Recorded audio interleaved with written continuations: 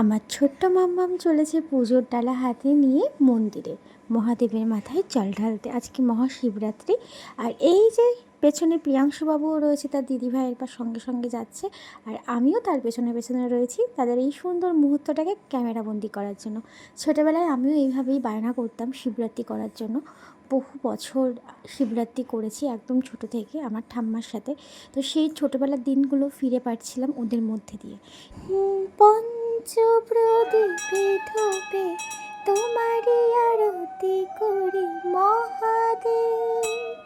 সবাইকে ভালো রাখুক আমাদের ভোলেনাথ, আর আমার ছোট্ট মহারাজকে একটু শান্ত করুক। তার তো দিন দিন দুষ্টুমি বেড়েই চলেছে।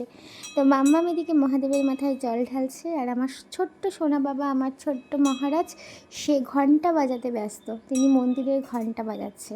তো ওদের এই সব দেখে আমার ছোটোবেলার কথা মনে পড়ে যাচ্ছিলো, ফিরে যাচ্ছিলাম সেই ছোটোবেলায়। আমি এরকমভাবেই বায়না করতাম, সারাদিন না খেয়ে থাকতাম। আর ওদের এই পুজো দেওয়া হলো ফাইনালি। তারপর এখন বাড়ি ফেরার পালা। বাড়ি ফিরে একটুখানি শরবত করে দেবো মাম্মামকে, সকাল থেকে না খেয়ে আছে আমার মেয়েটা। আর মহারাজকেও খাবার খাইয়ে দেবে। তো তোমরা কারা কারা উপোস করলে অবশ্যই কমেন্টে জানিও।